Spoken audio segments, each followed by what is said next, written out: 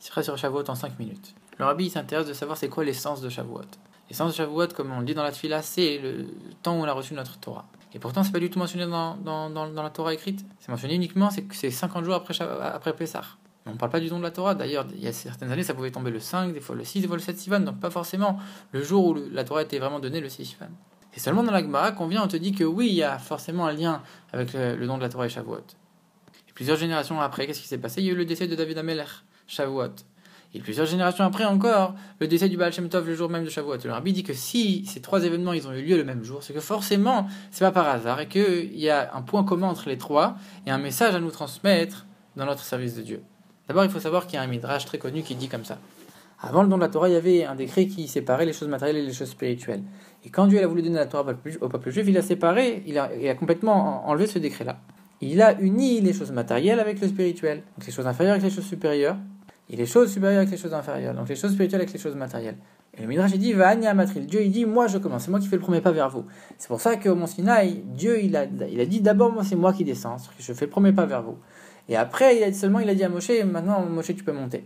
Maintenant si on voit que dans l'ordre des choses ça a été d'abord du haut vers le bas, Dieu qui descend et après Moshe qui monte. Alors pourquoi le midrash il commence en disant du bas vers le haut, d'abord en disant le matériel vers le spirituel? En vérité c'est parce que le but des choses, c'est d'élever les choses matérielles vers le spirituel. Les choses spirituelles, elles vont descendre dans les choses matérielles, c'est vrai, mais c'est pas un but en soi, c'est pas un but de transformer les choses spirituelles en choses matérielles, c'est de les descendre pour donner une force, dont la Torah, ça nous a donné une force pour qu'on puisse élever les choses matérielles en spirituel. Et ça, en vérité, c'est déjà le lien avec David HaMelech. Comme on l'a déjà expliqué souvent, avant le don de la Torah, après le don de la Torah, les mitzvot, elles n'étaient pas du tout pareilles. Avant le don de la Torah, c'était superficiel, ça rentrait pas vraiment dans la matière. Comme Abraham Avinu qui faisait énormément de mitzvot, mais c'était que superficiel, ça rentrait pas profondément dans la matière. Alors que quand Dieu a donné la Torah au peuple juif sur le mont Sinaï, on dit qu'il n'y a pas eu d'écho. Pourquoi il n'y a pas eu d'écho? Parce qu'un écho, c'est que quand la voix, elle rebondit sur quelque chose. Alors que là, la voix de Dieu, elle a pénétré profondément à l'intérieur de chaque existence, à l'intérieur de chaque créature.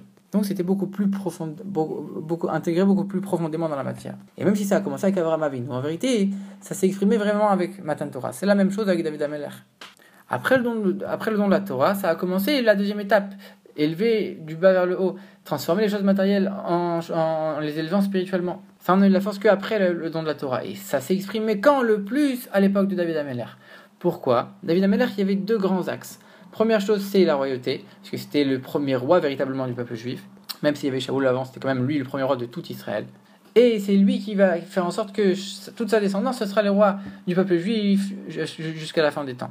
Et le deuxième grand point qu'il y avait chez David HaMelech, c'était le Beth Amikdash. Même si c'est pas lui qui l'a construit, il est appelé d'après son nom, parce que c'est lui qui a préparé tous les plans et toutes les choses pour construire vraiment le Beth Amikdash. Et en quoi ça exprime l'élévation du bas vers le haut?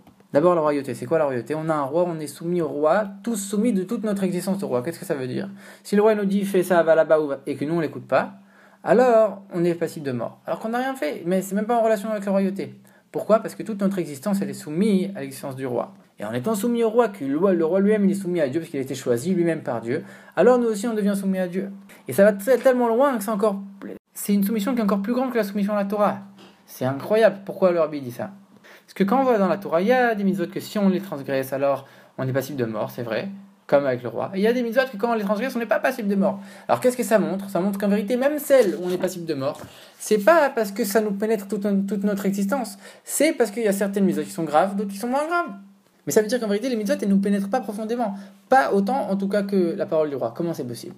Parce que, comme on l'a dit tout à l'heure, les mitzvot, ça vient du haut vers le bas. C'est Dieu qui nous les donne. C'est la Torah, ça vient du haut vers le bas. Et donc, forcément, ça ne nous pénètre pas forcément profondément autant que quelque chose qui vient du bas vers le haut. Le bas vers le haut, ça c'est le peuple juif qui a choisi de se mettre un roi sur lui. Et qui se soumet à un roi. Alors forcément, comme ça vient du bas vers le haut, ça pénètre beaucoup plus profondément, ça pénètre toute l'existence de la personne. Et deuxième point, on avait dit, c'était le Beth Amikdash. Parce que tout l'endroit matériel du Beth Amikdash, il s'est élevé, toutes les pierres et les instruments, ils ont été élevés pour servir le but spirituel et être sanctifiés dans le Beth Amikdash. À tel point qu'on voit que le Mishkan, quand il bougeait d'un endroit à l'autre, alors l'endroit il devenait pas saint, mais le Beth Amikdash, même quand il a été détruit, la Gdusha du Beth Amikdash, elle reste encore à l'endroit du Beth Amikdash et il est toujours saint comme avant, même s'il est détruit. Donc ça, c'est deux choses chez David HaMelech qui montrent vraiment que c'était l'élévation du bas vers le haut, qu'on sanctifie les choses matérielles, elles ont pris une Gdusha vraiment pour les élever du bas vers le haut. En vérité, on a déjà dit souvent, il y a les deux chemins, du haut vers le bas, du bas vers le haut, mais l'essentiel c'est d'unir les deux. C'est deux services de Dieu, mais il faut complètement unir les deux, il n'y a pas un qui est meilleur que l'autre, il faut avoir les deux qualités. Et la parfaite union, elle sera uniquement à la venue de Mashiach. Donc quand on regarde Il y avait première étape, c'était le don de la Torah, où extérieurement on n'a vu que descente du haut vers le bas. Ensuite, après le don de la Torah, ça a commencé le travail du bas vers le haut à raffermir le monde. Et ça, c'était vraiment visible à l'époque de David Ameller, comme on l'a dit.